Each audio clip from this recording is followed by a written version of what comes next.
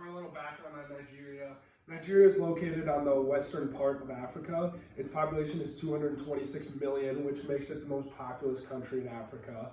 It's very population dense because if you think about it, Nigeria is about the size of Texas, but Texas's population is only about 29 million. Within this very populous country, it has a very diverse community with 500 different languages being spoken in 250 plus different ethnic groups. Nigeria's government is a federal republic with two legislative houses. It is a mixed economic system which includes private freedom as well as economic planning with government regulation, and it is also very well known for its oil production and distribution, with it being one of the top ones in the world.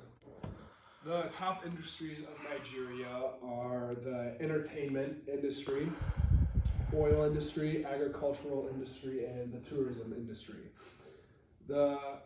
Nigeria is actually the second largest entertainment industry. It is known for its movie production industry called Nollywood. Their agriculture industry is one of the largest growing industries over the years, and a lot of it takes place in South Africa due to a lower population. And due to Nigeria's large diversity, it attracts a lot of tourism. And lastly, their oil industry is the one I would like to expand on due to it being the largest industry, accounting for 80% of Nigeria's revenue and 90% of its exports. This makes Nigeria's Africa's largest oil producer, but compared to the rest of the world, it is the fifth largest producer in the world and has pulled in over 350 billion in revenue since the 1970s. So all in all, this is a very important industry to Nigeria and Africa, even the world. Although recently Nigeria has been pushing towards trying to expand other industries because they don't really want to rely on just one, because if it becomes damaged, then Africa would not be in a good place.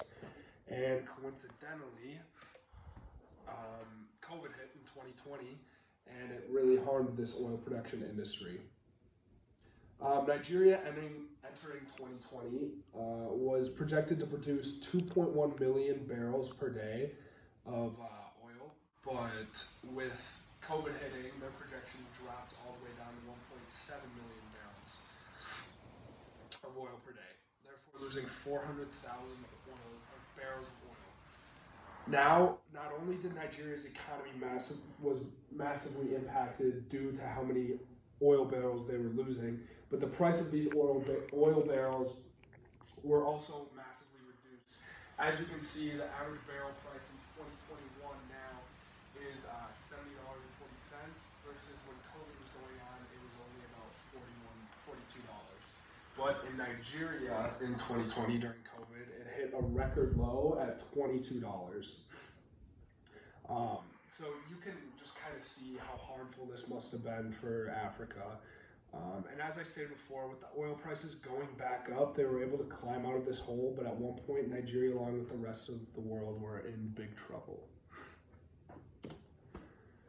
So the GDP over the years in Nigeria, it grew, its percent change was that it grew 87.5% over the years.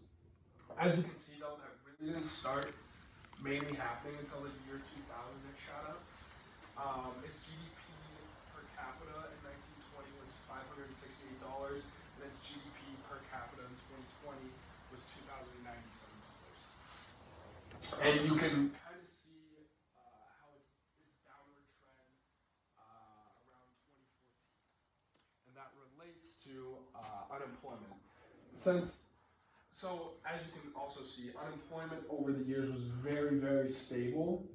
It was very low as well until about the year 2014 when the GDP started to go down, since they are inversely related. Once the GDP started going down, unemployment went back up, and this was not a good time for Nigeria's economy. And then lastly comes Nigeria's inflation. As you can see, in year 1995, it was incredibly high. and I only took the last 30 years, but before 1990 as well, it was fluctuating like it was right here. It was just going crazy up downs. But ever since 1997, it's been changing a lot, but it hasn't changed too dramatically. It's changing anywhere around 3 to 5% each year, which is a good amount, but sometimes about average for most countries. Next, we're going to jump in the business cycle of Nigeria over the past years. The business cycle of the Nigerian economy has had many fluctuations within the last 60 years or so. Because business in crude oil has an enormous impact on the economy of Nigeria, the business cycle often follows the cycle of how the business of oil is doing. So, during positive oil price shocks, the economy expands, and during negative shocks, it contracts. During the 1970s, the economy rapidly expanded due to positive oil shocks. In the 1970s as well, high growth rates, moderate inflation, and low unemployment rates were recorded. However, because oil has had such a significant impact on the economy, in the year 1979, the oil shock was negative, which contributed to low output, high inflation, and high unemployment rates. During this time, the economy transitioned from an expansion to recession. Between 1980 and 1986, the real output growth was at an astonishing negative 1.7%. So, in 1986, the SAP, or the Structural Adjustment Program, was created to help the economy recover. But the SAP only worsened the problem of having higher unemployment, failing real wages, high external debt, and high inflation. It was only in the early 1990s that the economy recorded a slight improvement again due to the positive oil shock during the Gulf War. The economy expanded to 4.7% between 1987 and 1982. The economy then expanded further during the 2000s due to sound economic policies. This decade experienced a significant expansion of the real GDP. It grew from 6% to 6.8% in just 7 years. Then, however, in 2014, the international price for crude oil sharply declined. This made the economy go back into recession starting in 2014 and still is until seen in 2016 based on the National Bank of Nigeria. Next, we're going to jump into the fiscal and monetary policies that the government implemented. Over the last 15 years, the Nigerian economy has not implemented too many fiscal and monetary policies due to the heavy reliance on the crude oil business. Business over the last 15 years for crude oil was growing just until COVID-19 hit. Once the virus hit, though, the Nigerian economy implemented a new policy that carried out the long-delayed policy reforms. In 2020, the government began to harmonize exchange rates, initiate reforms to eliminate gasoline subsidies, adjust electricity tariffs to more cost-reflective levels, cut non-essential spending, and enhance debt management, increase transparency in the public sector, which means prices of oil and gas were adjusted by the government. What all these policies did to the economy was the government stepped in and helped the economy remain steady and even grow. This was necessary because without it, the country's economy would have plummeted, and the real GDP would have been projected to be the lowest the country ever has seen and dug an even bigger hole into the recession that they were entering. Okay, so now we're transitioning into GDP composition of agriculture, oil production, and entertainment. First off, we're going to start with entertainment. So Nigeria has one of the biggest film industries in the world called Nollywood, which was valued at $3.6 billion in 2016 and is projected to be worth $6.4 billion by 2021. According to PwC Global Entertainment and Media Outlook for 2020 to 2024, Nigeria's media and entertainment industry is one of the fastest growing creative industries in the world. It has the potential to become the country's greatest export with a projected annual growth rate of 8.6% and a compound annual growth rate of 19.3% from 2018 to 2023. PwC indicates that in 2021, Nigeria's film industry contributed to 2.3% and about 239 billion naira, which converts to $660 million or US dollars to GDP, and projects that the industry will increase its export revenue earnings to over $1 billion. The motion picture and music recording industry exceeded 2020 projections, 806 million revenue, contributing to about 730 billion naira, which transfers to $1.8 billion. The country's GDP.